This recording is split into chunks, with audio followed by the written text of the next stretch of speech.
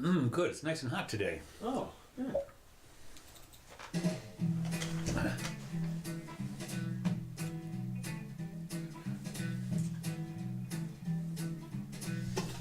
Hey, it's the Jimmy Doane Show.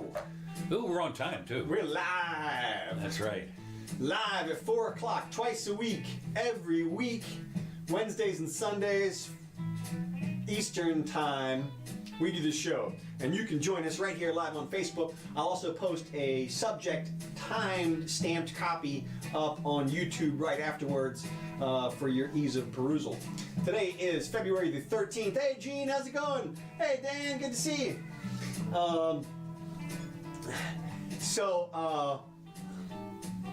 I'm here with Jimmy Doane. Hi there, everybody.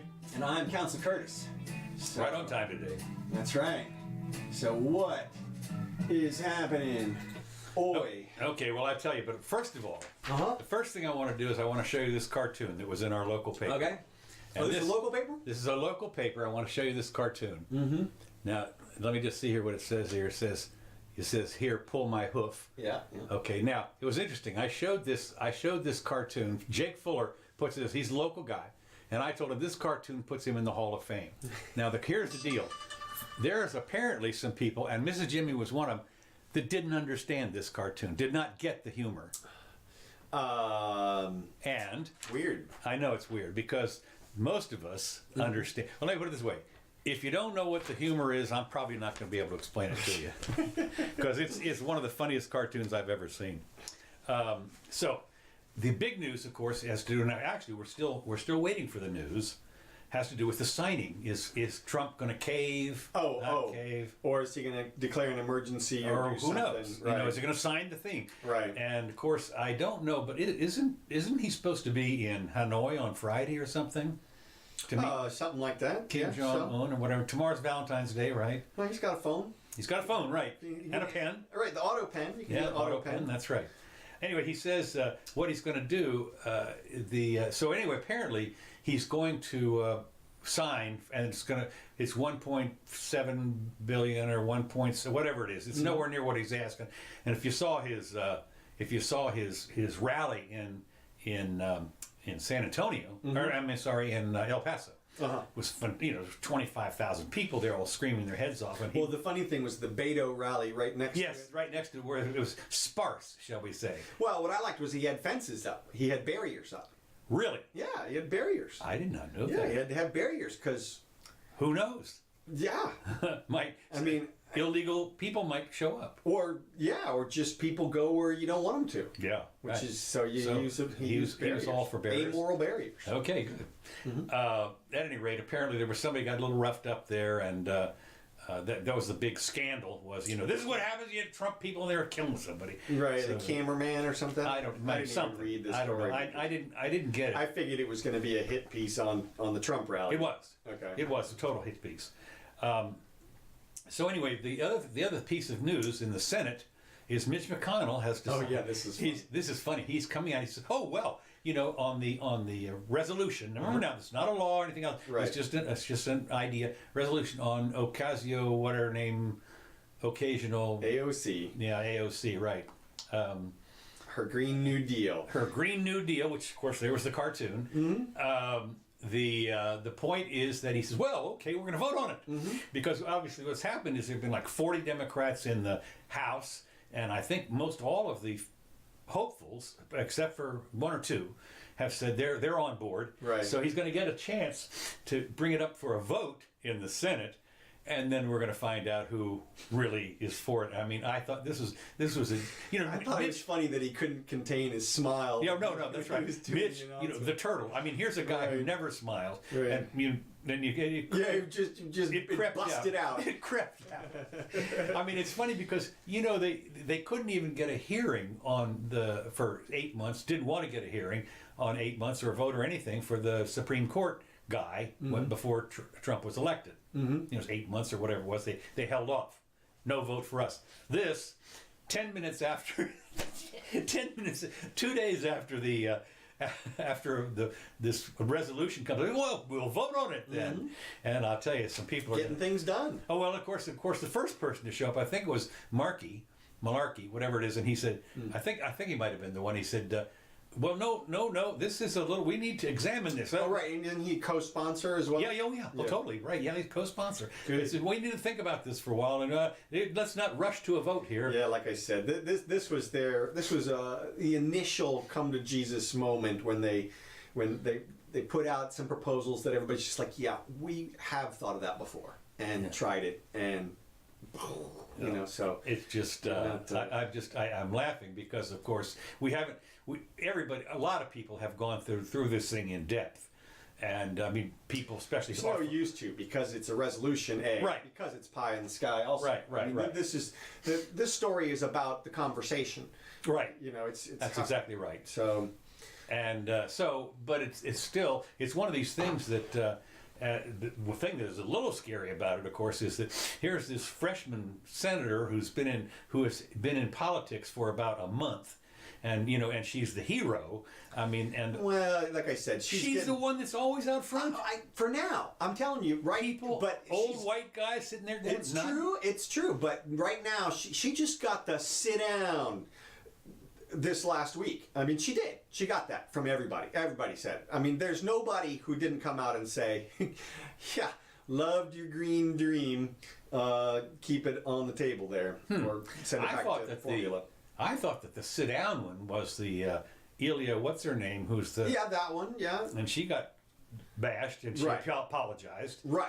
For being anti-Semitic in her remarks, which of course, this is one of those so typical. You wonder. A lot of people would say, and her whole life has been anti-Semitic, and now she comes out and says, "Well, I've learned not to be," like yesterday. Right. Well, no, that's not the way it works.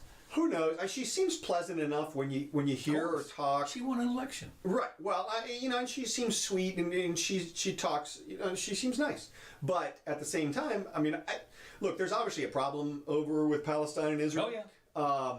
But their problem for the most part. That's as far as I'm. Yeah, this is how long has it been going on? I'm sorry. Look, this is one of those things. Years, it's almost resolved. Yeah, right. And we'll resolve it. The Oslo Accord, right? Okay, good. That's right. Well, yeah, and Ilhan. What was I going to say about her?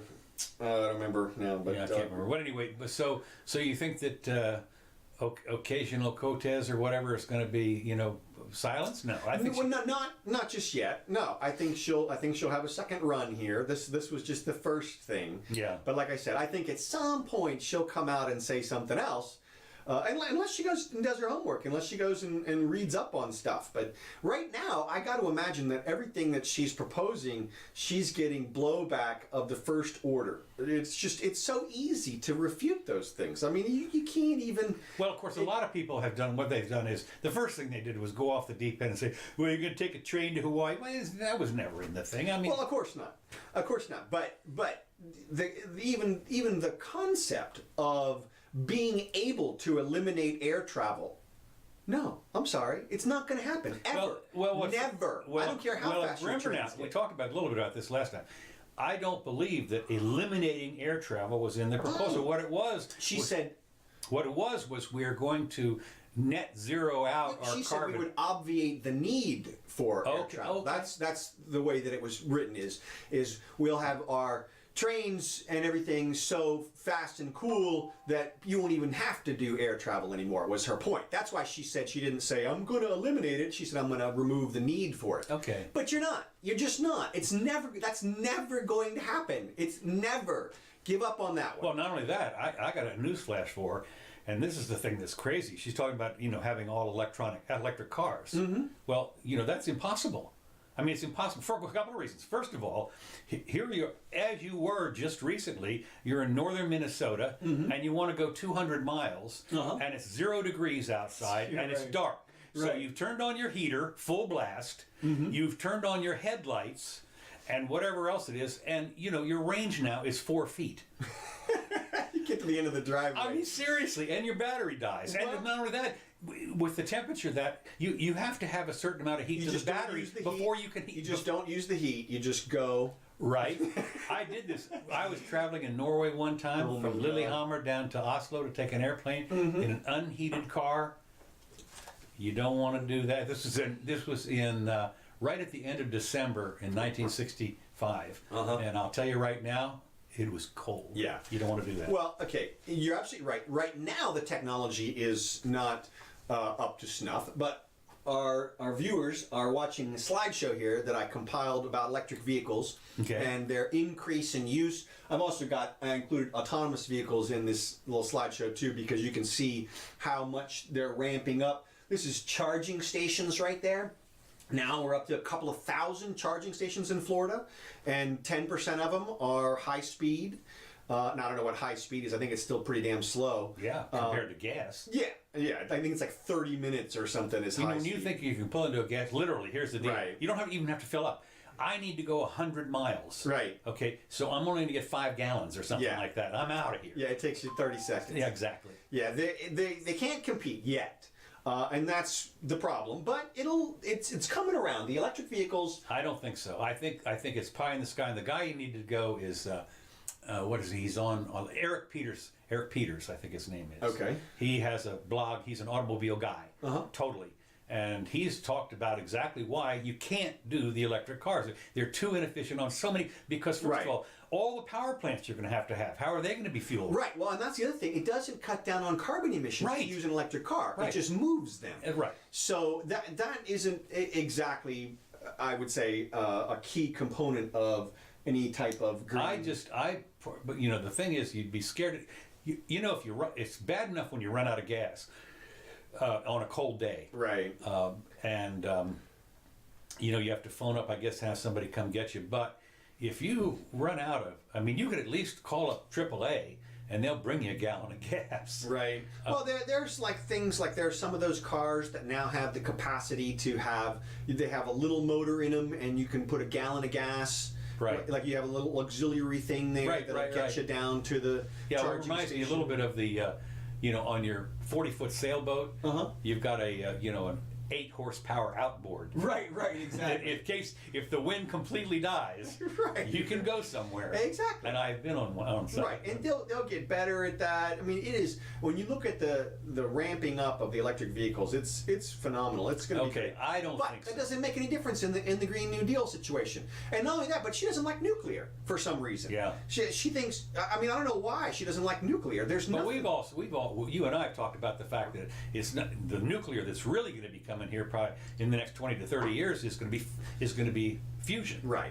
And that's the game changer, Right, that's obviously, the game on every level. But even we could even do a huge amount for ourselves for nuclear. But this is all just ridiculous pie in the sky green crap. Like, look, and the best way, I thought, now Trump framed it correctly, which was, he said, look, whatever you're thinking about doing over here, remember, we're still in competition with the rest of the world. Right. You can't just eliminate a whole bunch of industry over here and not expect the other countries to jump in on those opportunities and to jump ahead, leap ahead in terms Well, of... we talked a little bit about that last time as far as China, having not been burdened down with legacy stuff, Right.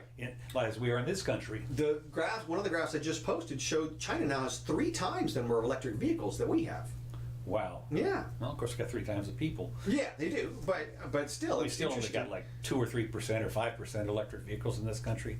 Oh yeah, it's still a teeny tiny percentage, and But there's so many. There's just way too many things. You know, to they still need technological advancement. I mean, a lot. Okay, I'm saying you're crazy to try and eliminate fossil fuels at this point in time. Right.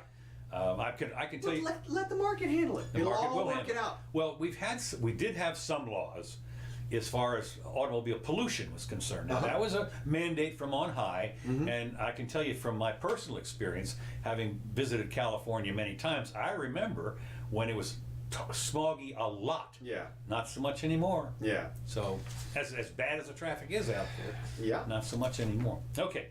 I've got a new item here. Let me just make sure. Do you have anything else on that? Not on Okay. those guys. I'm gonna. This is a. Oh, complete- well, one thing on Cory Booker. Did you notice that his plan was for everybody to go vegan? Yes, I saw that. Well, again, that's what this is all about. You know. Right, I mean, exactly. you don't. Come on, man. Well, you know, one of the things you realize, somebody suggested one time that they ought to put Beano in the cow's food. Oh, right. Yeah, exactly. Why not? And so that way they will eliminate the methane. Well, yeah. So anyway, Well, I think it has more to do with the clearing and than clearing. the ground clearing to house the cattle.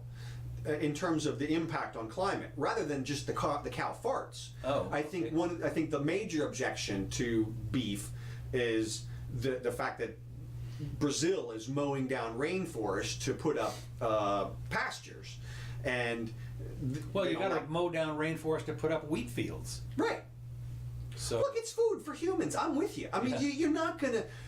I'm pro-human. Okay. Good for you. And yeah, exactly. And so if people are gonna eat the cows, then we need pasture for that. Then we're not eating whatever was growing in the rainforest right now. I mean, I would love to preserve the rainforest and everything, but you have to deal with the realities on the ground. The realities on the ground is a lot of people need meat right now and protein, and there's. they're cleaning out the oceans.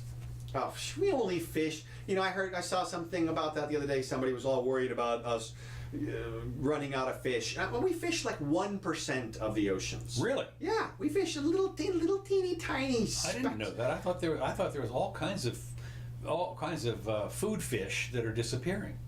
I know the cod have disappeared from up north or something. Well, in certain spots, They've and you been can outfish overfished. them. Yeah, in spots. Yeah. But it just. You know what? There's plenty of fish in the sea. That's my mother used to say that. That's right. Okay, I think I'm gonna wait on that red. On the Oh, red. and also, just real quick, if you go on YouTube, you can Google or you can YouTube search for a video that says something like 10 ways vegans are destroying the planet. Oh, really? Yeah, and it'll go into exactly, for example, lettuce has a teeny tiny number of calories Right. per pound. Right. So when you Nothing's all water. Right. So when you transport vegetables, you're really shipping water, huge tons of water all over the place, which puts gas everywhere, pollutants all over the place. Well, if you way could use more- lettuce for fuel. Well, and they'll use hemp for fuel eventually. Yeah. But my point is that Big rubber band. there are plenty of arguments that say that veganism is actually worse for the planet than.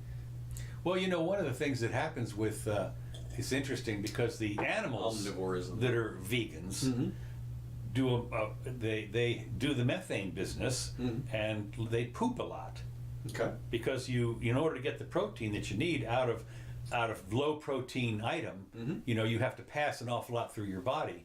So And I'll tell you one more thing. I just watched a TED Talk on pasture animals and pasture animals' ability, herd animals' ability to rejuvenate barren land. By what you do is you put the cows out there, or the buffalo, or whatever it is, and of course they're crapping and peeing and everything all over everything, and they're stomping it into the ground, and bacteria and stuff grows, and so you are regreening areas that. that's why when they use goats and stuff they move them around.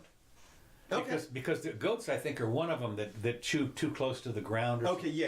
And yeah, they'll tear it they'll barrenize the place. Right, but what I'm saying is what they do is they make sure that before it gets to that, they move to the next thing next and area. allow it all to grow back again. Right. And in fact, that's what Mother Nature does. I was watching this thing on Africa and about the migrations, the huge migrations. Right. And they leave after the ground they come back next year. It's all grown. Right. So, that's... okay. Here's the other thing, another government thing, a couple things here. This is out of sequence here. New Jersey voters furious as Governor Murphy prepares to sign a rain tax. New into law. Jersey. Yeah, New Now Jersey. you bring New us Jersey. to fabulous New Jersey. That's right. Yeah, that's Yes. right. Jersey housewife. There you are. You're Thank in you. Newark. Yeah, you're in Corey's district. Yes. Corey, God. The rain tax, which is largely supported by Democrats and largely opposed by Republicans, would allow towns, counties, and local authorities to set up their own stormwater facilities. These newly created arms of local bureaucracy would be empowered to charge property owners a fee based on the amount of non-permeable surface, like parking lots and driveways, a special fee, because the runoff is supposedly a pollutant. And of course, one of the problems we have here in Florida is not that so much as the runoff from fertilized land and creating the problem with the algae and everything in our streams and lakes and so forth. Right. But so anyway, they talk about it, the fact that it gets polluted as it travels, and the rainwater. I guess what they would like to have is if the rainwater would not fall on anything except right on where the sewer is. Right. And that way there'd be no This pollution. is weird. This is like an existence tax or something. Yeah. This is like, oh well, you're going to breathe X amount of air, and gets back to your core. Well, they do say, what they're saying is that it does that this does go into their water treatment system, and therefore they have to charge for it. Now here, it's interesting because they charge a lot in Gainesville, not for the non-permeable business or anything like that, but just because they charge twice as much for treatment as they do for the actual water. So when it goes down your drain, you're paying. Twice Right. what it was to get it there. So, I guess that's, who knows. But anyway, I just thought it was interesting. They call it a rain tax. I know there are places, for instance, where what's interesting is, I think there's a couple of places in Colorado where you're actually not allowed to have a rain barrel. Yeah. You're capturing my drain. That's right. For use. You're supposed to use my city rain, Right, our water or whatever it is, and not your own. They really come out and fine you for that. God almighty. All right, moving on. This is a big deal in a way. South Africa. Taxes show no sign of. No. We're going to talk a little bit about this. I've got another one where there is, as this rain tax is concerned, there is no segment that they won't tax, and it goes to the Beatles song, tax this, tax me, tax whatever the hell it is, and it's just a great song. South Africa oil discovery could be a game changer. One of the promising hotspots for oil and gas exploration on drilling this year, South Africa's offshore has just yielded a massive new natural gas and condensate, whatever that is, find that could open a new exploration province for oil majors and change the energy fortunes of South Africa. Well, guess what? Not so fast. No.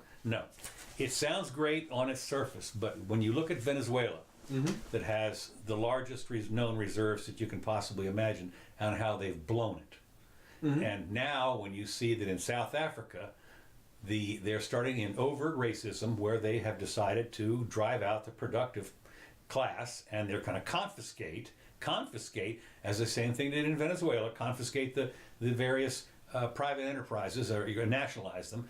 And if you think that this is not going to happen in South Africa, you're crazy. They are doomed to failure. I was reading this thing.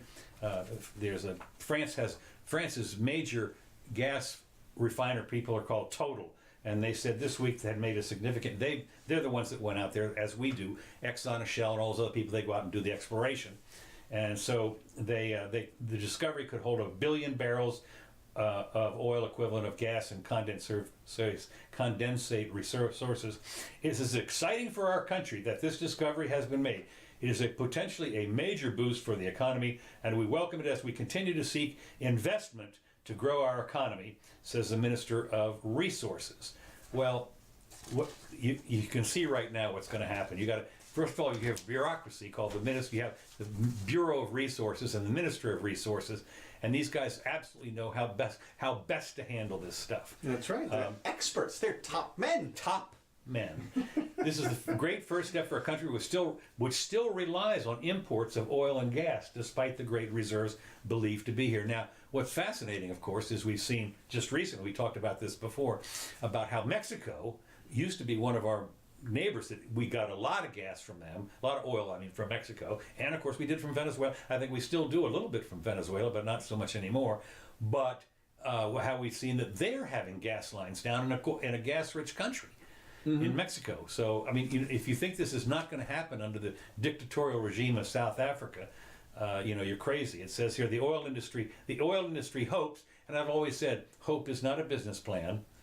So I would say, if it was written correctly, this would be the oil industry expects that this will be a catalyst and encouragement for all policymakers, okay, these are the top men, work on an enabling business environment for exploration and drilling activities in South Africa. Now, what's interesting is is that the way you do enabling is you get out of the way. You quite simply and easily you get out of the way. Every little thing you put in there, prime the pump, man. Yeah, prime the pump. And of course you wonder, where'd that water come from? So anyway, South Africa is currently working on new legislation that would separate the conditions for exploring and exploiting oil and gas resources from those for traditional materials. That is to say, they're going to take new laws for oil and gas as opposed to gold and silver and all that kind of stuff, as far as their Bureau of Minerals or whatever. Even though the well isn't an oil discovery, if Brulpada proves to be anywhere near as big as the estimates up to 1 billion barrels, it will be a game changer for South Africa. And of course, here's the thing that the government has said, quote, while a strong case can be made for the development of gas economy, long-term growth requires a clear plan from the government. A clear plan. Planners, A I tell clear you, long-term plan. oh my gosh, you just sit there and you think planners are steeped in today. And that's one of the reasons why the governments don't innovate at all. I mean, people will say, well, they invented the internet. Well, let's not get carried away. DARPA did the first, but I mean, the explosion in the internet, all 100% came from... Porn. Huh? Porn. You bet. You got that right. I mean, come on. I mean, that was an explosion in DVDs too. That's right. So anyway, I just think it's this is a two-edged sword with both edges sharp and pointed towards the heart of South Africa. Well, and this reveals or underlies the other situation. I noticed you had a story in there about California and their high-speed rail derailment. They finally Newsom said axed it, and they haven't axed ours here yet, have they? Oh, I don't know. I don't. They're supposed to get one from. They're supposed to have a thing from. I think from Tampa to Orlando down to Miami or something like that. High speed. They've tried a couple of times. I know they have. And of course, they're always. This is the one thing that. Well, it's all going to be private money. No taxpayer money. Oh, sure, yeah, right. And well, it was interesting. I thought that the projections originally for California's high-speed rail were $13 billion, but the costs are up to 50-something billion, and they're projected to go to 77 billion, with a possibility of going to 98 billion. Yeah. So $100 billion. Now I don't know how much a plane costs. I don't know. It's hard to do that math in terms of the travel, but it's $2,000 for every man, woman, and child in the state of California. Right. Right. Right away, you got to kind of ask yourself, what are the costs? But that's something obviously that nobody ever is concerned about when we're talking about big projects. No, well, I can tell you this much: and here's one of the reasons why it's fascinating: is spending is easy, maintenance is difficult, and that's what governments do. They'll spend. They'll give you a nice shiny new hospital, a nice shiny new road, a nice shiny new school, and then 20 years later, it's fallen completely apart. Right. Well, that's because it was created artificially. Right. If it was created by a core person who wanted to build the hospital, then they're still alive, or they pick other people who want to maintain it or whatever. But if it's just given, like if somebody just in government writes a check, well, that person may not be elected next year or whatever it is. Yeah. The funding, it's all... They always forget about, they call it investments, and as I said before, an investment implies a return, a monetary return. No, pie in the sky, good for the community. No, it has to be a monetary return, and measurable. And I keep seeing these, reading people throw out these, well, for every dollar we spent, we got $67 a return, and that's what $42 a return on $17. It's like, come on, man, you got $1 return on your $1. You didn't even get that. There was a brokerage fee. Right, exactly. What are you talking about? You got to pay the that's it. And the whole thing is, I've said this before. If it's that good, put all the money in there. Right. Pick the one that's 92 to 1 or whatever it is. Well, I was saying one the other day that Bill Gates has said that for every $1 that they give to charity, there's $6 of something. I saw that one, and I saw another guy said, well, tuberculosis research was $43 return on every $1 in investment. What was funny was that the same guy had another article that said he had some other issue, and that was only like $10 for every dollar return. I'm like, well, why would you spend $1 on that one when you could get $47 return on your tuberculosis every single time? So anyway, yeah, it's just that's what happens with when you get money basically for free, essentially, because you with a gun you go out and collect it, and then you decide how to spend it because you're so good at this. Mm-hmm. You're just priceless, you know. Mm-hmm. And of course, it turns out it's never enough. I remember this. Well, it can't be. It can't be enough because there's only two ways you could give out the money. You could give it out in a lump sum, or you could give it out over time. Right. Well, if you give it out in a lump sum, then you got to ask yourself the question: is that it? Does that fix everything? Is it over? And of course the answer is no. Right. Like there's no way that everybody's going to say, well, that's it, we're done. Well, you can't give it out. Governments can't give it out in a lump sum anyway, because where do you put it? It's not in the bank. Well, that's what I'm saying is, like let's say the government were to say, okay, we're going to, when you turn 18, we're going to give you your Social Security money. We're going to write you a check for $102,000 or something. Like this universal basic income that we're hearing about is what I'm getting at. We keep hearing about universal basic income, like they're going to give somebody money. Now think about it. If you get a check, what if you go out and spend it that night on gambling or whatever? Then are they going to give you another check? I mean, you're a poor person again. What are you going to do? And what's society going to do with you then at that point if you've spent the money? So then you got to ask yourself, well, maybe we should just provide services. We'll just instead of giving them the money, we'll just give them the housing and the transportation and the whatever. Just make everything free. Well, yeah, that's gonna work out. We see that it's not exactly working. Well, and here's what always happens when you get. I think these big government projects are sort of on the wane here because it seems to me like as soon as you come up with a big government project, of course, all of your crony buddies are going to come in and be like, "Hey, we'll do that for you for $50 billion." Or whatever it is, and then the price instantly goes. Well, of course, and there's massive corruption. Well, that's what I'm getting at. People were talking, for instance, with the railroad, the original railroads that Lincoln signed up for, and they took all the massive corruption, which all came to roost and during the Grant administration, and there was just people that were being paid. It was just unbelievable. And we know someone who works at the accounting over here at the University of Florida. Yeah, and. They'll tell us, man, when they get bids, it's all about who they want the bid to go to. Oh, yeah. And they always way underbid it and then double the price later. Oh, well. With the adjustments and all that kind of stuff. And it's just, that kind of corruption is replete now in our governments. Nobody even cares. You have Ilhan Omar talking about it's all about the Benjamins, right? Yeah. People are talking about, our elected officials are bribed.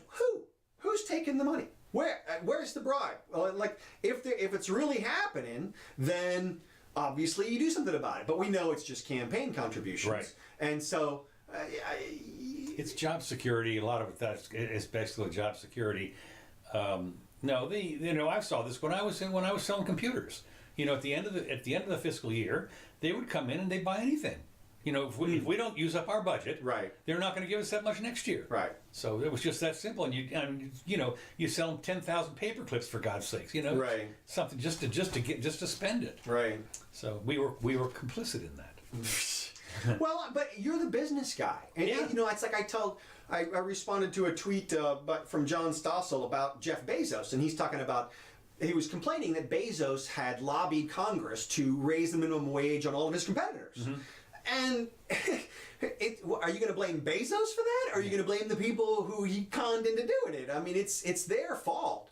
They're the ones They can always say no. Exactly. They can say no. They have the vote. So if you want to blame somebody, it's got to be the elected official because they're the one that casts the vote that sends the guys with the guns. The last one in line. Exactly. I'm going to move on. Go ahead. The Yellowstone volcano has come up again.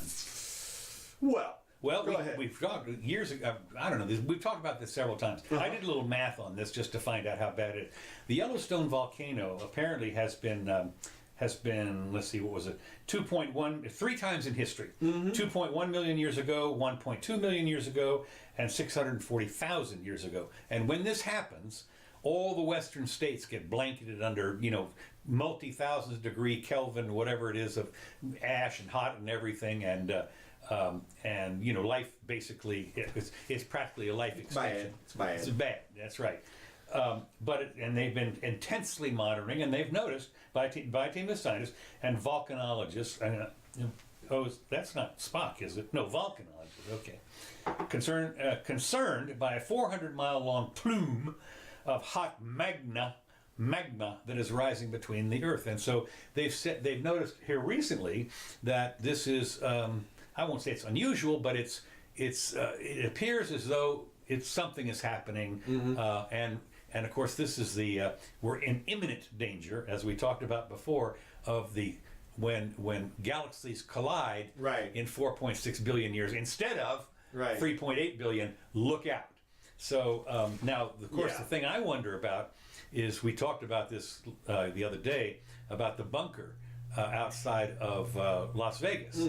I wonder if this magma was to explode, would pyroplastic flow. Pyroclastic, right? You never know. It's nothing. It's 1,000 degrees at 300 miles an hour, and it vaporizes. I mean, you saw Pompeii. Everybody's seen. That's what happens. Oh, I visited Pompeii. Oh, you did? Oh, yeah. It was interesting.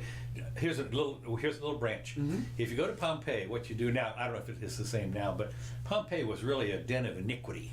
Oh, is that right? Totally. I mean, let me tell you, it was where you party went. town. I mean, it was like Club Med porno, whatever.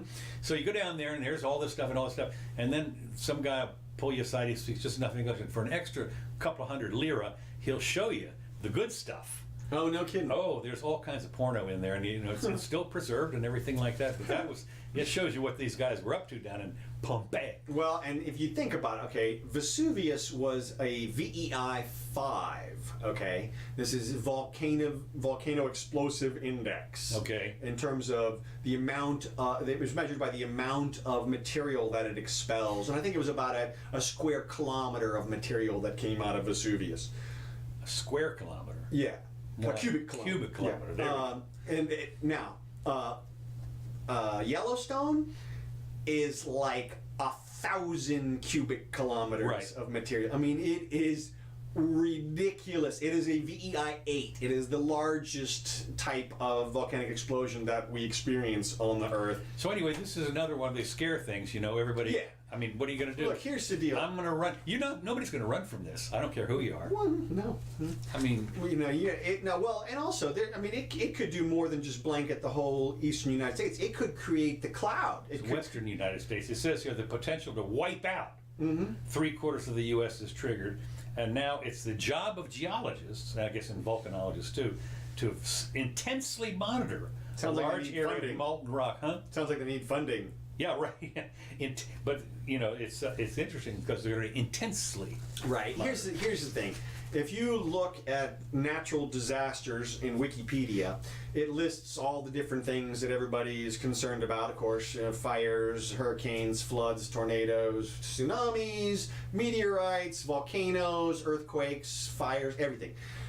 So the good news is that everything that's super catastrophic is pretty rare.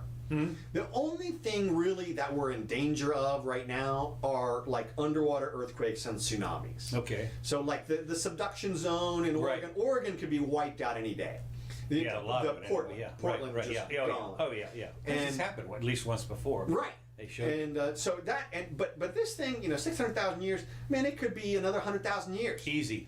Right. I did the math, and that's about right. Yeah. So I'm not gonna wake up every morning and say, did it happen? And it's the same with meteors and that kind of stuff. The size of a meteor that makes it to the surface or to a place in the atmosphere where it can explode and cause damage, those are very rare. It's 50, 100 years.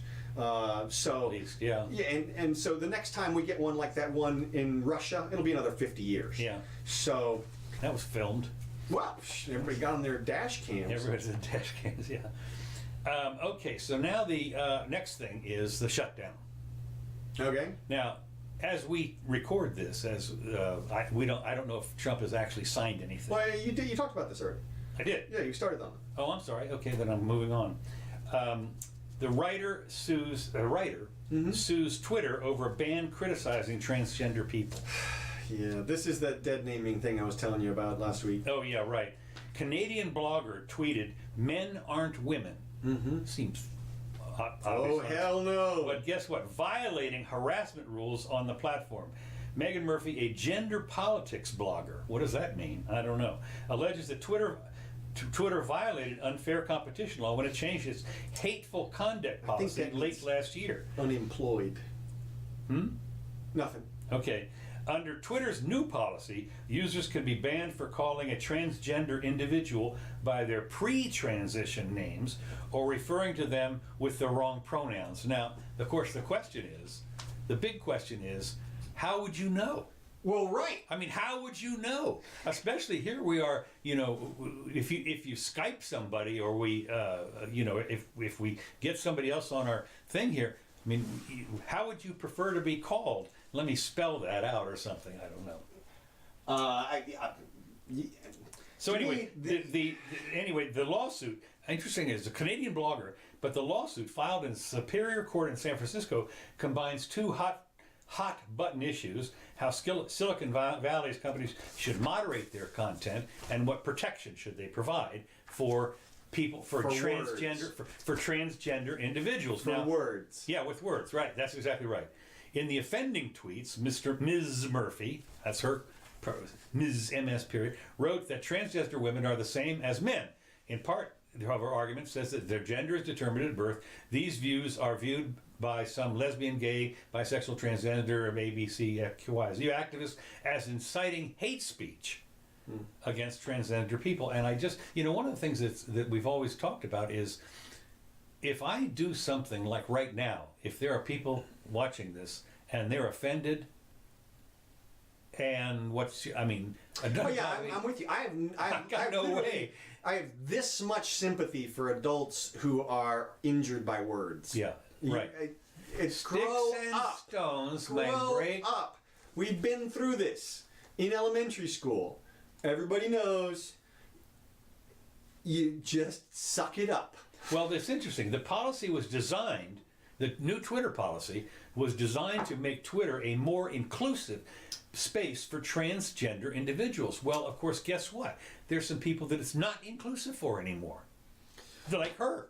Right. Well, obviously. Suddenly she's a hater. So it is not inclusive for haters.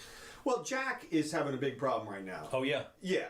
He was on Joe Rogan last week. And, really? Yeah. I didn't see that one. Yeah, and basically... Now, he's the CEO of Twitter. Right. Okay. Jack Dorsey. And basically what's happening is he's getting hit from all sides right now. Everybody wants him to do whatever they want him to do with his platform. Well, not only that, it's all dichotomy. You can't do anything. Right. Well, you can't... Yeah, exactly. If you do one, you hurt the other group. Exactly. Look, if I were him, I would tell everybody...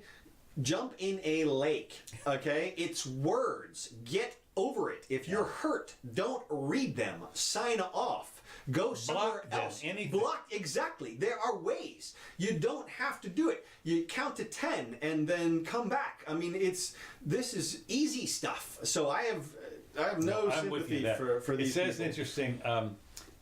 Let's see. Here it is. The Twitter account, male name, parentheses. In the past year, the suit says the person behind that account has filed complaints against aestheticians. Aestheticians. Yeah, right. For refusing to perform Brazilian waxes due to a person's male genitalia. I thought, what? Here's a guy who's trans, okay? And he goes in for a Brazilian wax. Say! Wait a minute, just a second. That's so. I mean, now this is not in Brazil. This is like here in the States. Well, look, I mean, from my perspective, there's a 50% chance the person's doing it to sue them after they go, we don't do that here for you, or whatever. Well, go ahead and do it. See what happens. Do a Brazilian wax on your nut sack and see how often you come back? Shit, give me a break. Oh my God, I thought that was interesting. You gotta be kidding me! You walk in Brazilian wax. Oh God, my eyes are starting to sting just by thinking about that. Another fear we have here today. Let me just make sure we're not okay. Eating ultra processed foods accelerates risks of early death. Now this has come out, and they said the quick and easy noshes you love are chipping away at your mortality said one nibble at a time, according to a new research from France. And of course, one of the things that I have noticed about French food, which is great, is that it's all fresh. I mean, basically, it's almost, the idea that you eat, you pick up a bag of chips or something, you don't go over it well in France. I mean, Right. it's when every day you go down and you buy your fresh food of the day. So maybe this is why they're worried about it in France. So anyway, it says ultra processed foods as opposed, I guess, to processed. Regularly processed. Yeah, but and they say, well, it may lead to cancer, cardiovascular, early death, blah blah blah. Yeah, okay, fine. Eating. Let me put it this way: you're going to die. Okay. Now, if you die at age 80 or 79, I don't know. I mean, I thought there was an argument that the extra preservatives were going to keep you preserved longer or something. Well, you'll be dead, but you'll be preserved longer. That's right. Okay. Yeah, he ate nothing but processed. They opened up. They're going to give him another autopsy and say, after 10 years or whatever it is, it's perfect. Still there. Still there, right? Yeah. I mean, so another fear tactic, and of course their advice is read the label. Have you ever read the label on any of that stuff? It's absolutely, it's Latin for openers. The labels that tell you what's in it. Yeah. I mean, seriously, there's no way you can tell what's in there. And of course, there's all kinds of rules. The only thing they tell you is supposedly the labels, what the ingredients are supposed to be listed in descending order as to the quantity. By weight. By weight. I guess it's by weight. Yeah, it is. Right. And so I would guess if it has one molecule of lead in it, that's going to be number one. I don't know. So anyway, the Food and Drug Administration announced plans Monday to step up its policing of dietary supplements, which it says mushroomed. I was just going to say, I don't mind they publishing a story about super processed food, but just don't ban them from me. But okay, so now... Yeah, right now, but here we are. Now what happens is, as you well know, there are, if you can go in, I mean, there's the foods, not the food stores, the supplementary food stores. You go in there and it's as big as Publix, for God's sakes. I mean, aisles and aisles of stuff that you don't need a prescription for, and it's supposed to be sort of good for this and for vitamin B, whatever it is, some kind of this, that, and the other. And of course, they're cracking down on it. They said the agency warned 17 companies for illegally making claims about their products' ability to treat diseases. So what they have to do is they have to couch the words, and they've tried to, because the old snake oil salesman. Right. This will cure. I remember watching the movie with Dustin Hoffman about the old man, whatever it is. He told us a story about he's an Indian fighter, and he goes from 100-year-old man or whatever it is, and he tells his story about being in the West. Okay. And what he did is he worked for a guy who was a snake oil salesman, and his job was to stagger up there. And his job was to stagger up there and then drink this elixir or whatever it is, and oh my God, I'm cured. Jump out of his wheelchair. That's right. You walk up there on like they do with the preachers now. You walk up there on crutches and everything, and you throw them away. Okay. And so anyway, they are worried. They've decided that you can't do that. What's happened is the FDA's dietary supplements review, the review group has 23 employees. Not that many for bureaucracy, but anyway, they wanted more oversight. They want to hire more people to go look at some of the 50,000 products and see if they are making claims that shouldn't be there. It's very hard to take on this industry comprehensively when the law shackles the agency to the extent that it does. Now, what the FDA, what they want to do is they want to unshackle the law, and so that they can shackle some more. So they can shackle the right. Exactly right. The FDA is still figuring out how exactly it might tighten oversight. But one possibility is a mandatory database for dietary supplements to improve transparency.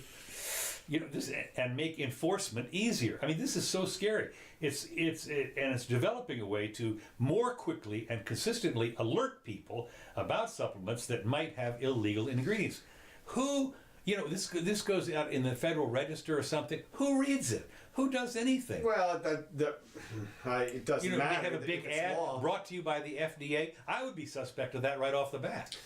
Well, for sure. But this is the kind of thing, it's scary because, as we've talked about in the past, Congress at this point has the authority to pass an omnibus bill of some type for our health.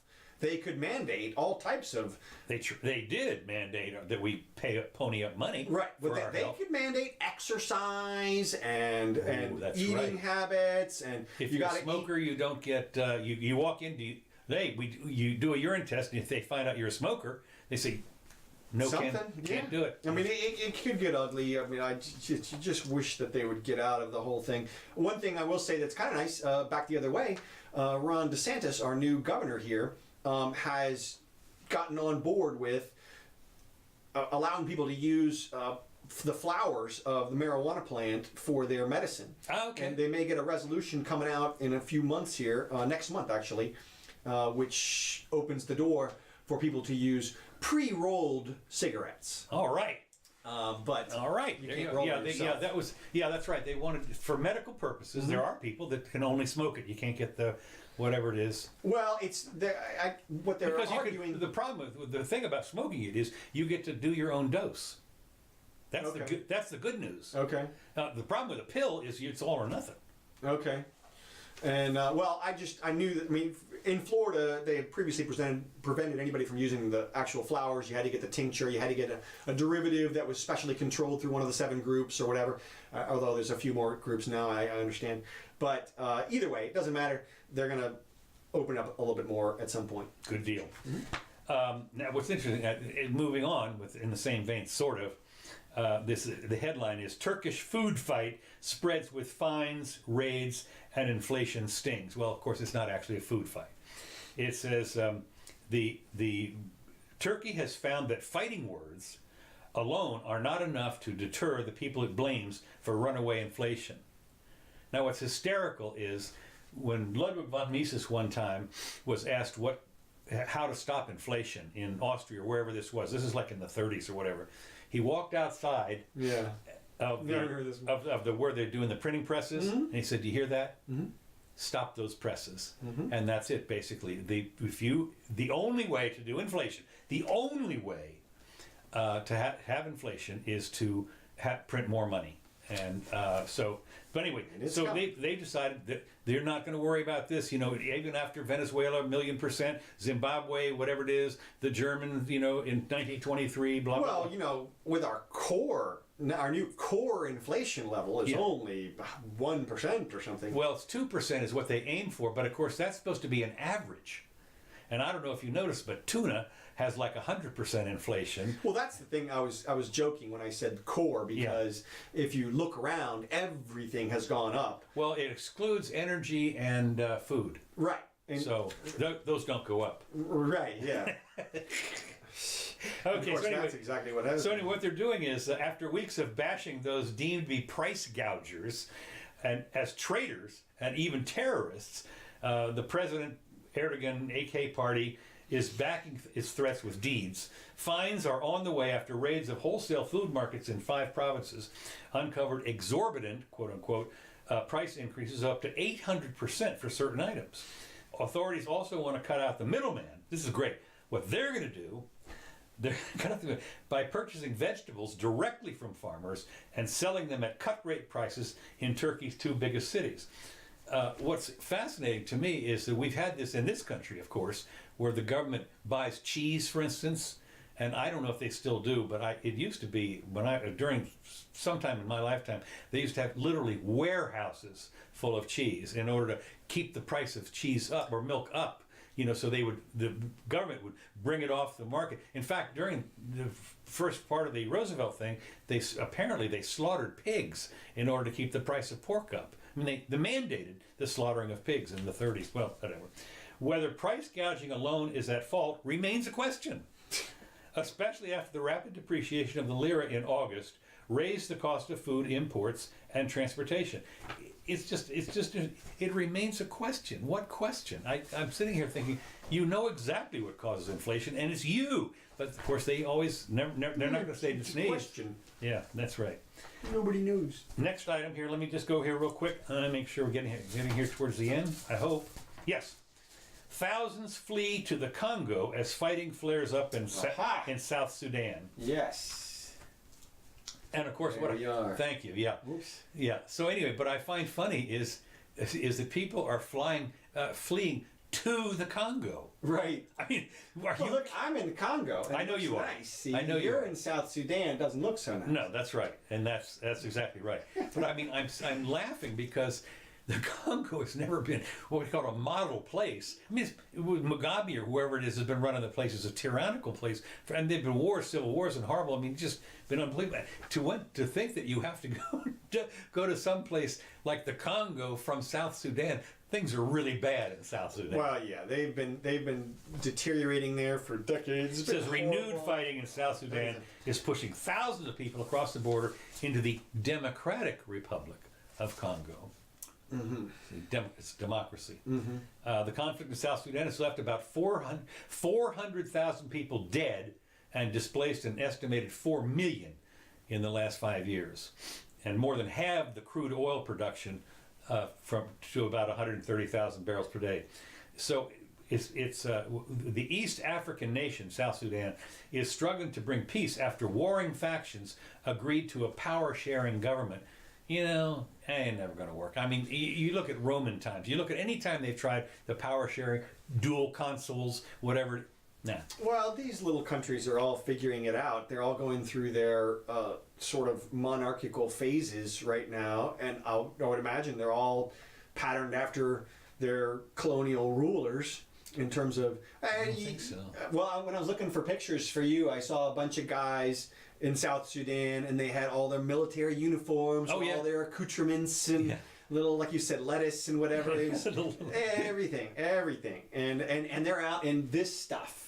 Yeah. And it's like, well, we're the guys with the uniforms. Right, we're the guy with the uniforms. We're in charge. And a gun. And a gun. And a gun. Okay, last thing I've got is, and I don't know if I mentioned this or not before, Ilhan Omar, U.S. Congressman. Yeah. I already did that. Yeah. Okay. Let's see. I might have a thing or two.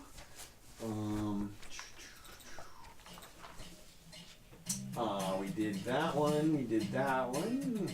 Oh, I thought it was interesting that Kamala Harris came out and admitted that she had smoked marijuana. Well, of course, there was a little problem. Right, with her timing. Little problem. It was like when Hillary said she was named after Hillary, the mountain climber. Right. And you wait a minute. no, I'm sorry. She was listening to Tupac or whatever it was. Right. Yeah. And while she was smoking a joint, except his album didn't come out. It didn't come out for 5 years after that. Yeah.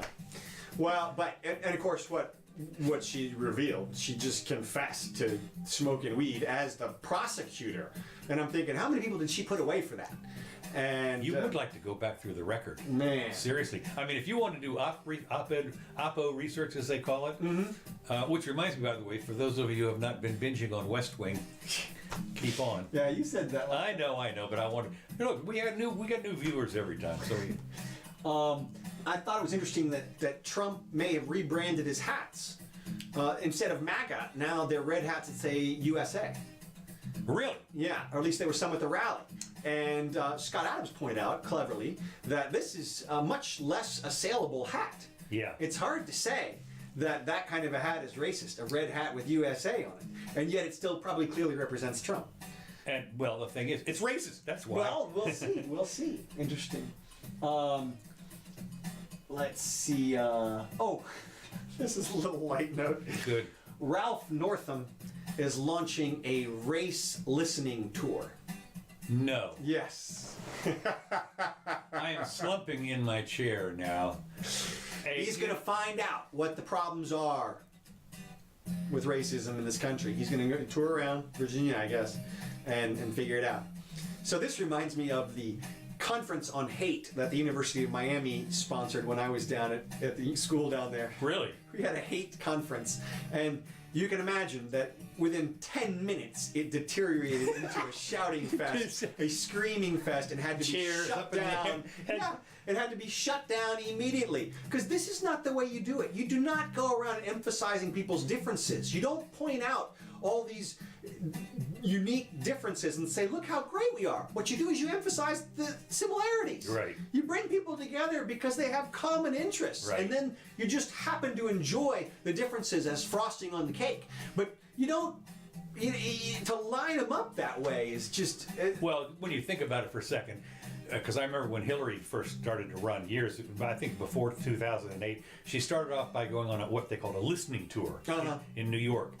And I'm thinking, what are you doing? So the reason you do a listening tour is to figure out what can I say to appeal to this group of voters? Right. No matter what it is, Right. I listened, and now I'm going to respond to say you that because stuff. you want me to say such and such, I'm saying it. Right. You want me to say such and such, I'm saying it. Right. And of course, that's one of the major problems with government is all the elected officials have got like 19 or 20 different constituencies, and you have to figure out how many of them do you have to satisfy without totally pissing off everybody else in order to stay elected. Well, you got to pick your demons these days because, of course, everybody's on camera. So we're going to find out who you support and who you don't. So, We about done? yes, we are. Right on time. Yeah. So, hey, thanks for joining us, everybody. We really appreciate it. We do this twice a week these days at 4 o'clock, Wednesdays and Sundays. This track is by Kevin MacLeod. It's called Cold Funk. Earlier you heard Whiskey on the Mississippi. In a moment you'll hear Happy Happy Game Show. We thank Kevin MacLeod for that. And I want to thank everybody for showing up. Gene and Dan, Bill, Javier, Chad, Bart. Hope you guys... Javier showed up, my Apple II buddy. Hey, there you go. Cool, yeah, cool. Hope y'all had some fun. We did. Thanks, Gene. We appreciate it. Yeah, it did go kind of fast today, didn't it? So anyway, we will see you next time, Sunday at 4 o'clock. 4 o'clock. Thank you so much. Happy Valentine's Day. Oh, yeah. That's tomorrow? Yep. Okay. Don't forget to get your partner something. That's right. I love this song. This is a good beat. Hey.